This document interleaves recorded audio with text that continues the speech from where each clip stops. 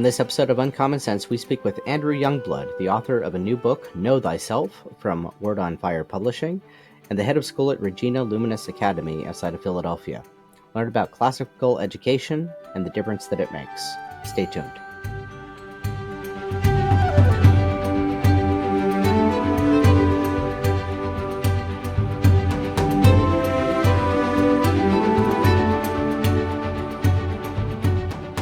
Hello again, viewers and listeners of Uncommon Sense. My name is Joe Grabowski, the Vice President of Evangelization and Mission here at the Chesterton Society, and I am joined as always by my wonderful co-host, Grettelyn.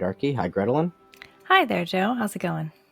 Very well, thank you. And we are very pleased to have on this episode a former colleague of ours, Andrew Youngblood, who was very instrumental in the growth and formation and spread of the Chesterton Schools Network. We'll speak a little bit about that. But he is the author of a new and exciting book from Word on Fire Publishing called Know Thyself, and we're going to dig into that a little bit as well. Andrew, welcome to the program. Thank you so much. Great to see you guys. Great to see you as well. And you are now with the Regina Luminis Academy in Philadelphia, another wonderful classical school. And just as we in the Chesterton Schools Network espouse classical curriculum, and now you have this new book sort of all about that topic. And I think that's where I'd like to start. If you could give the elevator pitch, Andrew, for us, why classical? Why this movement? Why is it important, first of all? And then maybe speak secondly to why does it seem to be growing as quickly as it is? Okay, let me see if I can keep those two separate. So why classical? So it really depends on the person who is coming to the school, or if you're an administrator, the person that you're talking to. People come to classical for various reasons. And what they're looking for is analogous, right? Similar, sometimes different. They like the joyful environment. They like the Catholic identity. They like the incarnational approach that most classical Catholic schools will accentuate.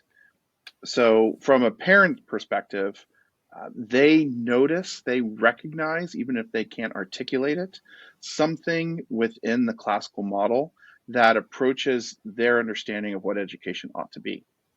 From an educational standpoint, why classical? As an educator, I would say that the answer is pretty straightforward, that it's the best form of education. I'm sorry if I put it too starkly, but it just is a superior way of meeting the needs of the whole child. So I'm not explaining what classical education is, but just why different audiences come to classical education. And I think we all sort of meet in the middle of understanding that this is an education that is focused on the child and bringing the child into a relationship with Christ. And I think if you are serious about the education of your child in a Catholic setting, then people understand that classical schools have something to offer that is important, and that importance is being recognized. And I think that segues into the second part of your question. Why is it growing? Is that right? Is that the second question? Why is it growing? Yeah, I think that the results speak for themselves. So when I started so there was a Chesterton program at a local high school here called Cardinal O'Hara. And when we started, it was the Regina Chesterton Academy. We switched the name eventually to Chesterton Scholars Program. But when we started that program, the first year, I had to explain to parents who didn't know anything about classical, why classical. And it's difficult to formulate. It's experientially very easy. Once you're there and you're seeing what happens, the difference is very clear. But when you're trying to, on paper, explain to people why this is a different form of education, a different form of pedagogy, why it's important, why it's different, that could be a little bit difficult. The second year, it was exponentially easier because I didn't have to explain it. I had students, and I just let the students do the talking. And the program that I was running at Cardinal O'Hara, I think of all the Chesterton Network schools, it was in a very unique situation because the students were in a Common Core setting, but then they would have some of their classes in our classical program. So they, more than pretty much anyone else in the country, understood the difference between Common Mm. Core and classical, and it could articulate what they enjoyed about the classical model. And then once that started happening, the program was always at capacity because you see the excitement that the kids have about classical education, and that really, that speaks to the parents. That's everything that they want to see: kids engaged, kids excited about learning, a curriculum that's Christocentric, that's focused on the whole person. It just became very easy to communicate. And I know it sounds cheesy to say it, but like when you see the kids happy, when you see the kids smiling, talking about how excited they are about the Odyssey, it becomes very easy for people to say, yeah, this is different. This is great. I want this for my child. And I think that explains to a certain extent the exponential growth that we're starting to see in the classical movement in the United States. That's beautiful. And as having gone through Common Core myself, and I think one of the things that to me strikes me the most is that in this classical model, there's a connection between all the subjects that's really not there in Common Core. And you can, I think there's a certain excitement about learning that comes from that when you see how everything works together. Would you say that speaks to your experience? Yeah, so I think that's one of the central hallmarks of a classical education, is we call it the integrated approach. So all of the classes are connected, and in the book I use this one figure Thales as a sort of a model of the integrated approach to education and learning. Um, Kids who are in Common Core, they will say, "Why am I doing calculus? Why am I doing history?" And when you're in the Common Core paradigm, there's not really an explanation for it, right? And you'll see when people try to give them an answer, they'll use classical language for it. Well, it helps develop you as a whole person, but the whole slogan of Common Core is that it wants to make you financially viable, right? Like they want to help you get a job, basically. So if something, if French isn't helping you get that job, or history isn't helping you get that job, why study it? In our setting, it's much easier because we don't limit ourselves to focusing on the financial freedom of the student, right? That's great, and that's definitely something that we want to help them grow to a certain extent, but it's definitely not a priority. We want to help the whole person grow, and having this integrated view of the world around them and of truth um, helps form the whole person. And that's what the liberal arts are: the arts, the skill sets that make one a free person. Maybe in ancient times that was literally a free person as opposed to a slave, right? Perhaps that was that literal. Now we have it in a much more, in a sense that you're free from societal norms that could um, be determinative for you. You get to um, look at the Christian anthropology, look at the Christian worldview, understand what Christ says about who you are and what you were called to, look at what society says, look at the history of how that's developed, look at the area, what we're the postmodern, post-existential era that we're in now, how that's reflected in pop culture and music and TV shows, how that surrounds you, and then you are free to choose, right? Ultimately, this is why classical schools are so Christocentric. Ultimately, it comes down to a question of, are you going to face our Lord and say yes and enter into that relationship, or are you going to turn your back, just like in Eden, right? Turn your back and say, nah, I think I'm going to go it on my own, right? I'm going to try this on my own and see how far I get. So I think that's really the major difference between the philosophical pedagogy of classical education versus Common Core, right? We really want to focus on forming the whole child in this integrated vision of the truth. And yeah, part of that is making sure that they can get a good job, but we don't approach it from the utilitarian standpoint of everything that we're doing is for the job. We approach it from, let's help form these people. Let's help them understand what love is. Let's help them understand what friendship is. Let's help them understand what sacrifice is, so that if they are successful in their job, they'll be great leaders. If they are chronically underemployed, they will be able to bring that to the cross and make it salvific, make it important, make it meaningful. So, Joe, you might have heard this before because I've mentioned this, but when I would have parents come in to learn about classical education, I'd always sit them down because I would tell them, I'm not really interested where your kids go to college. I mean, if I'm completely honest, I don't know that I care if they go to college, right? Mhm. I want them to understand what Christ is calling them to, and I want them to embrace that fully with the marrow of, every fiber of their being. Um, and we can do that in the 4 years of high school. We can help them develop that relationship and respond in that way. And then they'll excel at college. What ends up happening is they excel in high school because they're not doing it for the grade. They're not doing it for, to please their parents.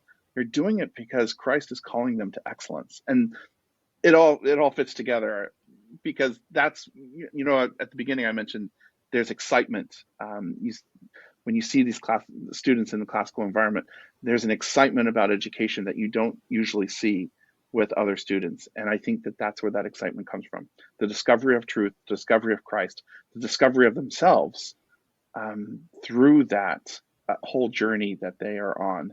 And I think that that's why learning becomes engaging. It becomes exciting. I don't want to say fun, but joyful, right? Like, it's meaningful. Yeah, it's much more than ticking a box on a requirement list. That's right. Yep.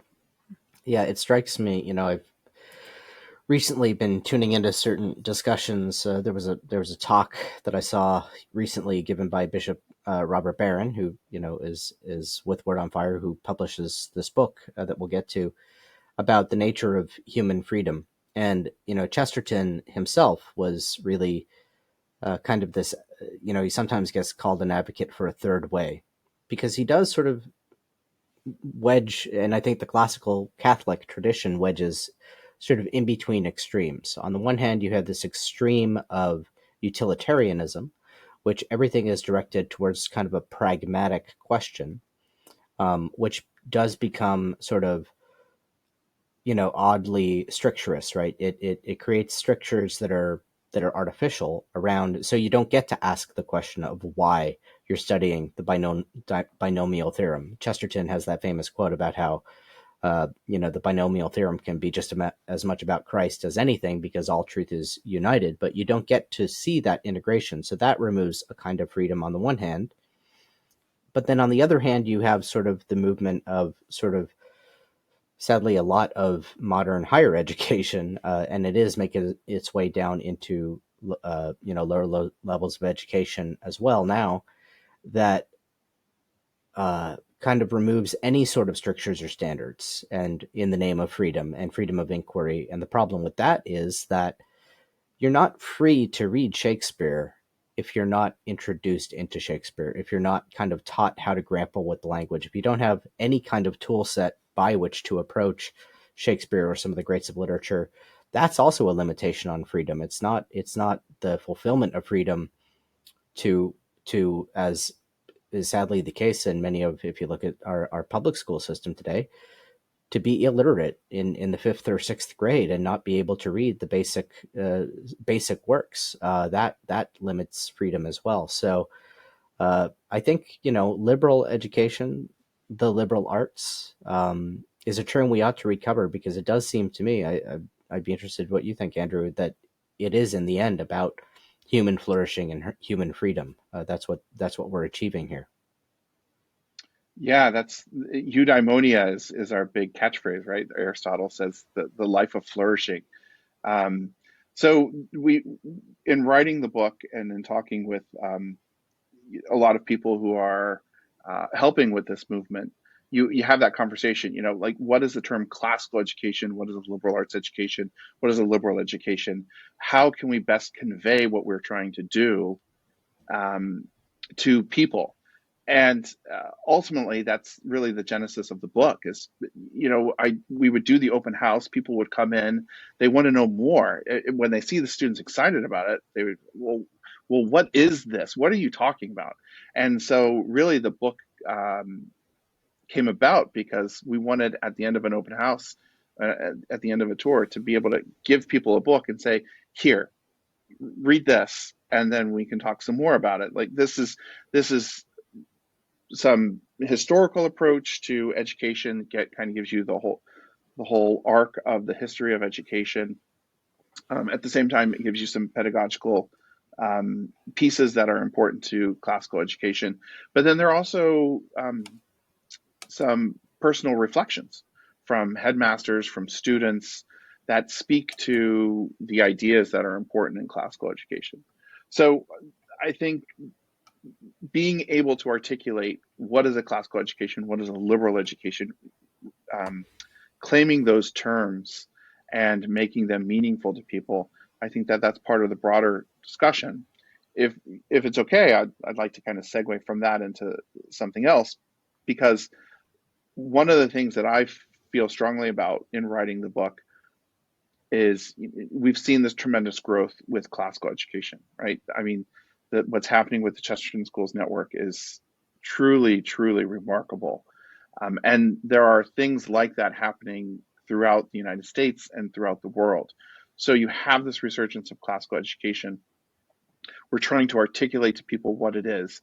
And I think that, and I hope that the book is written in such a way that we reach the next level of people who are interested in classical education. And by that, I mean, sometimes when you're having these conversations with peers that I greatly respect, it tends to get academic or philosophical.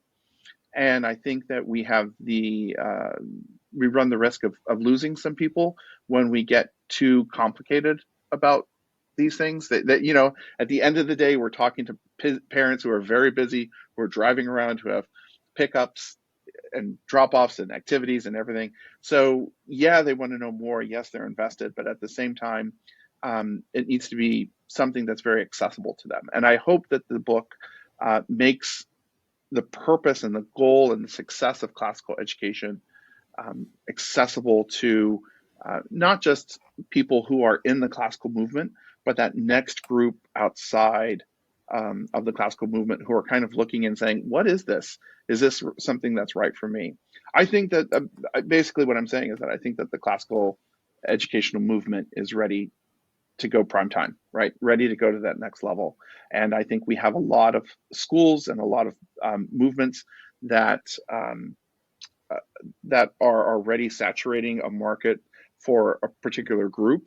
And I think that we are growing beyond that. And I think our schools are seeing that, right? As you don't have 80 kids in the school anymore. You don't have 120. Now you have 160. Now you have 200. And you're really making an impact on your local community.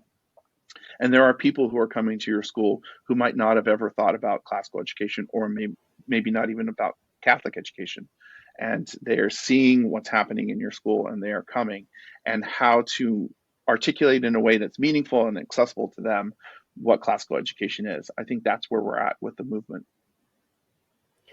That's great. And, as a tool for reaching those new audiences, I commend the work. In particular, looking at it, that you have at the end, suggestions for further reading, as well as questions, kind of discussion questions. So this is something that, which is very appropriate for a book on this topic, right? Because of the Socratic kind of nature of classical education, that we're inviting a dialogue here. You should, we don't want people to simply be consumers of information, but rather co-seekers after truth who engage with it in a meaningful way. And to that end, I just want to mention kind of a little commercial here that the day this episode is airing, it is, November 14th, that we are, the Chesterton Schools Network is hosting a virtual open house tomorrow evening, November 15th, and you can find the information for that in the show notes of this episode. That'll feature Andrew and our own Dale Alquist speaking about the difference. The title is Why Classical, Why Chesterton? And this could be a place of entry for into this conversation for those who maybe, again, are seeking for all the various reasons that people kind of seek these answers, right? As we started out speaking about, not everybody is coming to this for the same reasons. Some it's because the test scores are abysmal, literacy levels are bad, and for others, it's that they kind of don't desire that automaton kind of result of mere STEM learning, as though the only good of an education is to be able to become a really good stock trader. So wherever you're coming from to this, even if you're skeptical, I encourage you to tune in to that virtual open house tomorrow, and we will have our own little Q&A there as well. So hope to see you then. If I can, Andrew, ask, because I think there is another piece to this that we want to be very upfront with. I mean, and that is the charisma, right? Not only the way that this movement is spreading is just by witnessing the joy that people have, which is very much the way the gospel, I think, gets through to people most effectively too. It's not simply through some reasoned argument. You can present somebody with Saint Irenaeus or Saint Justin Martyr, right? But the living witness of Christians is what's most attractive. But obviously there are other modalities of approaching a classical education. What is the difference Christ makes to this conversation? Because I think Chesterton would say that's the biggest difference of all. What would you say to that? I know it's a big question, but interested in your Well, we thoughts. have friends in the movement who, work at some of the charter um, organizations that do classical, and they always say, because the search for truth is integral to a classical education, they kind of just get to the doorstep. And it's very Socratic in a way. They can't say it because they're in a public setting, but they get right there, and then they have the students kind of put the pieces together, um, because ultimately all truth is going to lead to Christ, right? You don't have to do any extra work for that. It happens very naturally, right? So if you're studying the periodic table and you look at the history of the periodic table and how Mendeleev was able to say, people, he realized the patterns, and then people were writing him about new elements, and he's like, yeah, no, your weight is off. It has to be this, right? I mean, that's natural revelation. There's such a beautiful and powerful aspect of natural revelation. So yeah, you can use, when you're doing theology and you're talking about natural revelation, you can use the sunset, right? That's or the first time someone has a baby. Sure, those are great, right? That's great. Why not use Mendeleev? Why not use something else that ties things together, and really shows and brings home this aspect of truth that's inherent in the created reality and the created world, and how beautiful the Creator is in seeing that. So, yeah, I think in a non-Catholic and non-Christian setting, our friends and colleagues who are working the classical movement in secular settings, they don't get to tell the whole story, right? They get close, and then it just kind of ends. Um, and we have the obligation and the duty and the pleasure and the honor of being able to give them all the riches of the whole story, because it is the person of Christ that brings it all together. Um, whether or not you're talking about the logos with Heraclitus, and how the early Christians took that on, and John's logos, or like if you're doing that particular arc, or any particular arc, everything leads to Christ. And um, the way that we read the Iliad, I've had kids argue that there's no way that it was written 800 years before Christ. The last few pages of the Iliad are so Christocentric, so Eucharistic, that when you're doing Socratic discussion, and if you're doing it well, you can just kind of sit back and you're just sort of monitoring the conversation, making sure that only one person is talking and everyone's getting. But I've had it happen multiple times where the kids are like, Mr. Youngblood must be wrong, it happens, there's no way this is written, maybe he meant 800 AD, and I'm sitting there listening to them tell me how I must be wrong, because there's no way that this book was written 800 years before Christ. It's obviously influenced by Christianity. And, you know, being a Socratic teacher is just, it's so much fun and it's so engaging, because you're like, maybe I am. Maybe you guys should go home and look that up. I thought that it was 800 BC, but maybe it's not. You're like really letting them unpack what it means to see in something that was written almost 1,000 years before Christ, pure Eucharistic themes come up out of nowhere, really, like so surprising. It really shows you how all roads lead to Christ.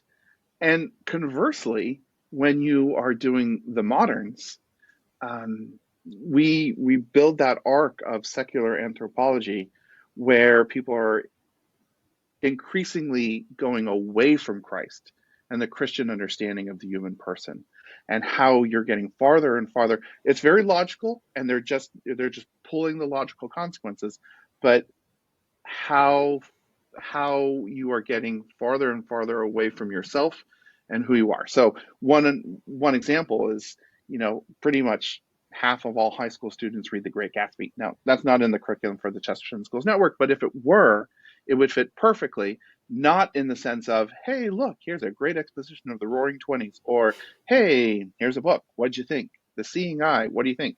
It's really about, look, here are people who have espoused secular anthropology. They don't know that they've espoused secular anthropology. They are vapid. They are pretty terrible, and they're miserable. And at the end of the book, the author even says, yeah, I spent the summer with these people, but they're pretty miserable and terrible. So, you know, it's trying to have it both ways.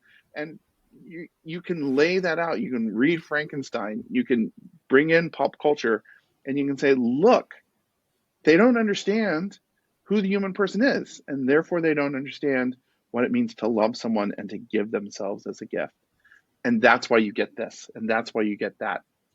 At the very end of the book, Joe, you mentioned eudaimonia earlier. So there's a HBO show called Euphoria, and if you look at that show, don't. But if you look on Google about what the show is about, it's like The Great Gatsby, but at the very end of The Great Gatsby, they hedge their bet and they're like, oh, but that was awful, right?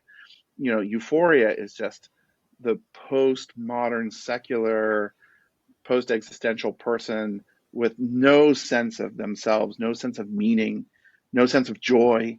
And it's just on full display. So I really, I say in the chapter, I really admire how honest it is. But when you're watching it, it's not attractive. They're not trying to make it attractive. They're trying to show you how much pain these people are in. And I understand that they're in pain. And you contrast that with the Christian worldview, and the eudaimonia that Aristotle is calling us to, right? And that little vignette is called Eudaimonia versus Euphoria. And it, you know, we are called to so much more. And the kids yearn for it and they want it. And once they start unpacking it, um, it's really powerful and it's really beautiful. And you've been to the Chesterton Schools Network conferences. Every head of school, every teacher has seen this happen, right? Like, especially since we have them in the high school setting for a 4-year journey, we have the patience to let it unfold and that relationship to happen and to build. And it's powerful. It's really, really amazing to see how these people become adults and how they enter into a relationship with Christ with a full knowledge of the world around them and what the world around them is promising. And yet they turn and they face Christ. They see themselves loved in His eyes, and they say yes. And it's a different. We use the word education, right? That's just a different education than when you file off the bus and you're begrudgingly going to school. And you know, not that classical students don't get tired on a Monday morning, right? But you know, there's an antipathy or just a lack of understanding why they're doing it that you see in some public school settings or modern school settings or with a different pedagogy, that you really you see something much more electric, something much more edifying in classical schools. And I think that, everything circles back, that all goes back to what you guys were saying earlier about the growth in the classical movement, why that is grassroots. Joe, you mentioned, evangelization through experience and through the joy that you're experiencing. You know, I don't think that we've ever, maybe this has changed in the few months that I've been gone from the Chesterton Schools Network, but to my knowledge, we haven't spent a penny on marketing for the Chesterton Schools Network. Mm-hmm. We've never advertised. We do our best to turn people away because, starting a school is a very, very painful project. And, for the 7 years I was there, we would get at least one or two calls every day. Hey, I want this for my children. I want this for my environment. I want this for my local area. And that's why you see the explosive growth, I think, in the Chesterton Schools Network and in the classical movement. Well, it's such a difference in the lives of everybody, but, it's the difference of there's meaning in everything or there's no meaning. It's kind of what you were saying about that TV show and then about education in general. There's almost like a pedagogy of no meaning in a lot of modern education, and things aren't connected and it doesn't matter. And like, maybe you don't need Shakespeare at all, and maybe you don't need this and that. And yeah, it's beautiful to see it in a way that it all has meaning. And, we believe that the meaning is Christ, the center is Christ. But it all kind of comes back to that. And you said even in the secular, it kind of comes to the door of that. And that's beautiful. It's unique. Yeah, I think, it's true, Andrew. We have not really marketed. We are now kind of moving into a period where I think we've ascertained that this is such good news, and we want to kind of now really begin to shout it from the rooftops, just to invite people in again to that process of discovery, to that process of considering, this as the fit for your family, for the fit for your child. We want people to come in with both eyes wide open. We're not about uh, bait and switch or just trying to, put bodies in the classrooms. We rather believe that this is something that, you know, people come to it, and then they take on this hard work, but grace adds, right? So grace helps with the movement and its building. And I think, the reward for it that a lot of parents have expressed, that I've heard anyway, is kind of that experience that you have with the very young child first going to school, who goes to school, is excited to start learning, to go to school. They're excited to have their first book bag. They're excited, and they come home, and you think of the 4 or 5 year old or whatever it happens to be, and they come home and they're just babbling about what they learned in school today, what they saw in school today. And then you just think about how quickly and how early in the prevailing paradigm that fire is quenched. How quickly it becomes, now you're forcing your kid to sit at the table and do his or her homework, right? As opposed to that excitement and coming home. And what I've heard expressed from countless parents in this movement is that turns around again, and that joy of discovery, that joy of early love of learning, is rekindled in kids, and they come home and they're reciting snatches of poetry that they've memorized, or they're talking about some new did you know, and oftentimes the parents don't know. They are learning from their students, which is just another blessing of the thing. So it's just such a beautiful thing to witness, to see happen. I'm smirking. I don't know if this has video as well as audio, but while you're saying that, because I'm just thinking of so many stories of, meeting. Sometimes the dad and not the mom, or the mom and not the dad, and then you meet the other parent after a while, and they're like, "Oh, you're Mr. Youngblood. Yes, we talk about your class every night at dinner." This is like the kids are excited to share about it. Or we always challenge the kids that, here's word of the day. I want you to drop it 3 times, once at dinner. And so there's just, like you said, they recover that excitement, and then the parents see that. One of the funniest parts about that is, at a certain point, we do formal logic with the students. So we look at the structure of reasoning, and we look at valid forms of reasoning and why some forms of reasoning are invalid. And then we kind of tack onto that informal logic, which is looking at logical fallacies, which is really fun. But I do warn the parents, because that's the end of freshman year. They will become rather tiresome and difficult to talk to for a few months, because dad's going to be talking at the dinner table and they're like, really, dad, red herring, do we Yeah. really want to go there? So it's just very, very annoying for the parents for a few months. And it's like, don't worry, at the beginning of sophomore year we do rhetoric, we do pathos and ethos, and match that with the logos, right? So we do empathy as well as like ethical, like walking the walk along with the logical. And they calm down. They start to be self-reflective, and they don't correct everyone. So yeah, when we start doing the logical fallacies, we're like, look, I know that you're going to know when someone makes a straw man argument. You don't have to tell them that you know that they made a strong man argument. It's just not going to help the conversation move forward, right? But it's good that you know. So yeah, lots of stories about a little knowledge can be a dangerous thing, I guess. What an amazingly wonderful way for a teenager to be annoying, though. I mean, like, Right. Yeah, like if they're going to be it's going to annoying, happen, right? So that I think most parents would prefer that to almost anything else. That's great. Yeah, and you really do see this, in gatherings and parties, where families get together, and just the contrast again. It's in these little ways, and to any viewers or listeners who are, just skeptical, or you think, oh, these are Luddite weirdos doing something over, and like it's not like that. You have to see the vitality and the vibrance of this when you get together in these parties, and instead of a brood of teenagers, just huddled away in a corner with their smart devices, not even interacting with one another, let alone everyone else there.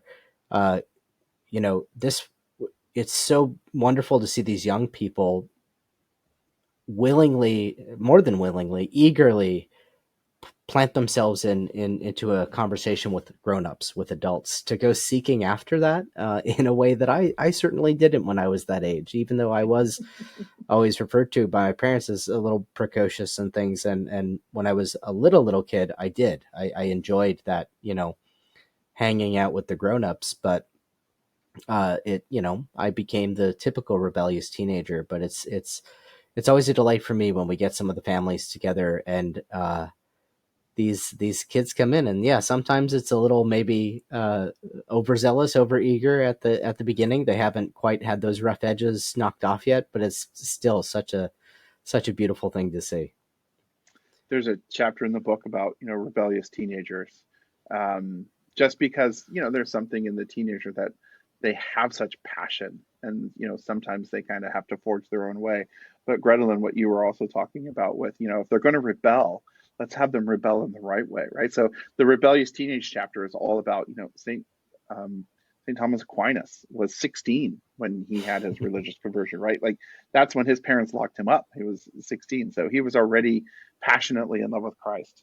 Francis was late, right? Now, I mean, as popular as St. Francis is, he was like 20.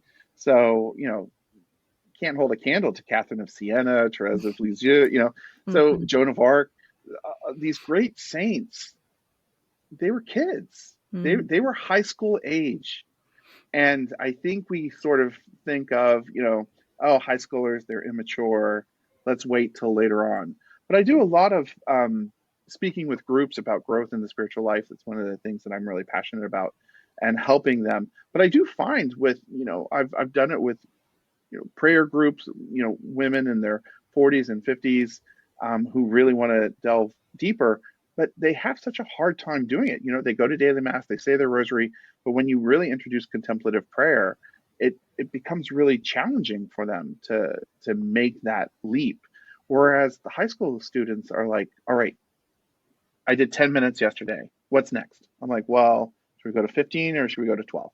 Definitely 15. Can I do 20? And, it's like, all right, you can do 20, but we're going to stop there.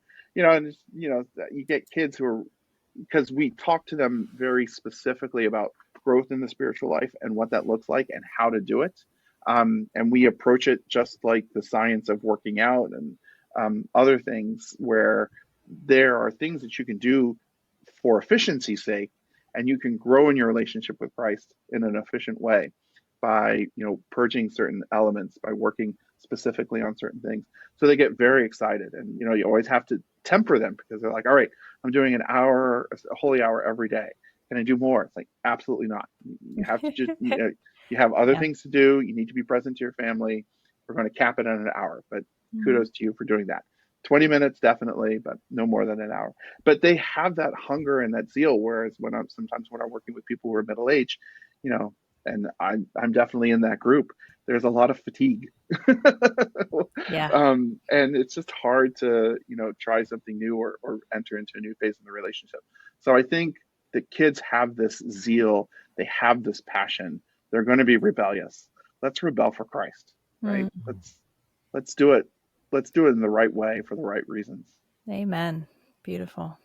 Yeah, and if there's any goad to kick against the that of boredom, which I also just find that a remarkable contrast of traits with so many of the kids that I see being educated in the the depth of our tradition and the treasury of the great philosophy, and but also especially the ones that commit to memory poetry and things like that, that it does reduce the near occasions of boredom, that when you're left alone without recourse or anything to do, if you don't have your device, God forbid, and they your parents have locked it away, you won't, you know, I've seen it, dozens of times where you just see this kid in the corner and they're looking up, but it's not the lassitude of your typical like bored teenager. They're thinking of something, they're remembering Mm. something, they're engaged in a life of ideas and the imagination, and that's something you can take with you everywhere, and that's you know quite a resource to draw upon. I know that in my own life, long drives and things used to be constantly audiobook or playing the radio, listening to music, doing something. And now increasingly, I love that silence. I look Mm. forward to that silence. And I thank my formation for that. And that's a great thing that we can provide to a new generation. So, Mm. So that's the title of the book, right? Know thyself, right? I mean, you said you'll always have that, or you'll have that with you at some points. That's the one thing that's always with you is yourself, right? And Mm. mhm. I think that's the key differentiator here. Um, we're asking them to look at themselves, but not in a narcissistic way, but to look at themselves as reflected in the eyes of Christ, to Mm. see themselves loved. And once that happens, you'll never look at yourself the same, right? Like you will always realize at a very fundamental level, and I think that all high school students are really yearning for this, that you are unconditionally loved. And there's something in the teenage psyche that makes it difficult for them to um, trust or accept that they are unconditionally loved. And it's not just people from difficult family situations, et cetera, et cetera. I've done retreats with countless high school students, and even the ones who come from the great families that are just really intact and wonderful, and every, everyone's like, what a great family. Even those kids, at a fundamental level, sometimes they just really doubt that they can be loved without having to earn it. Mm. um, and that there's this thing in the psychology of a teenager where they have this fear that if someone really saw who they are, that they wouldn't love them, right? Like they have to Mhm. build a wall, they have to protect themselves because they're ashamed of who they are, naked, if you will, not physically naked, but like spiritually Mm. naked, right? Um, and that the great irony is that um, God, Christ, is the one who always has seen them as they Mm. truly are, sees them more than their parents, more than they see themselves, and knows them in that place of vulnerability, and has already decided to love them unconditionally, right? Like, And someone is lying to them. Someone or something is telling them that if Christ knew them for who they really were, he wouldn't love them. Mm. And it's just a lie. And when they can see themselves loved and know themselves at a really fundamental level, unconditional level, it, who, I mean, do you see what I mean when I say, like, who cares about your job, right? Like, when you Yep. can provide a student that in the 4 years, it's like, great. I hope you're ready for your career and Godspeed. But like, it's just so much more, right? Mm-hmm. Like, it's infinitely more that you can give them than just being prepared for a job. And you know, not to sound snotty about it, but it's like, I would never settle for just getting them ready for a job. That just Mm. is, that diminishes my craft so much, right? Like, Mm. I can help them encounter Christ loving them, and you know, it's just a lot more. And It's infinitely it's more. well, it's like you said too, it frees them to choose really anything. And I think that's why we see so many vocations come out of the classical Catholic schools, because they're free to give themselves fully in love, whether in marriage or in consecrated single life or as a priest. It's a real ability to give that right out of high school, which I think is increasingly more and more rare. And it's just very beautiful to see not only the level of maturity, but the level of understanding of that incarnational reality that puts them in that place that they can do that. Mm. Yeah. Amen. Well, I think with that, we're going to wrap up this episode. But to those that have tuned in, please do consider joining us. It'll be tomorrow evening, Wednesday, November 15th, the open house, Why Chesterton, Why Classical, Why Chesterton, a virtual open house with Andrew Youngblood, our guest today, and with Dale Alquist, president of the Chesterton Society. If you're interested in picking up a copy or several of Andrew's book, we are going to be selling that. The link is in the show notes today at the Chesterton online store, so you can pick up a copy. Again, it has those discussion questions at the end, so consider reading it in a group, reading it with some friends, and to enter into this great conversation. And on the note of a great conversation, Andrew, I just want to thank you for providing us with one today, and wish you the very best of luck. Thanks for being on. Absolutely. It's great being with you guys. And I'm sure we'll be speaking again as we continue to collaborate and move forward. And Grettelyn, thank you again, as always. Thank you. It's wonderful. And to you, the viewers and listeners, thank you for tuning in to Uncommon Sense. Be sure to give us a like, hit the subscribe button, share this with your friends, invite them into this conversation as well. We have quite a array of topics that we talk about here on the show. We have that universal interest that is embodied in this kind of education and embodied in our patron Chesterton. Nothing is uninteresting to us. We try to talk about it all, and we want you to be a part of that conversation. So provide us some feedback, leave a comment, write to podcast@chesterton.org. And once again, please do share this podcast, this particular episode, with your friends, because as we know, Chesterton is always better with friends. Until next time, thank you and God bless.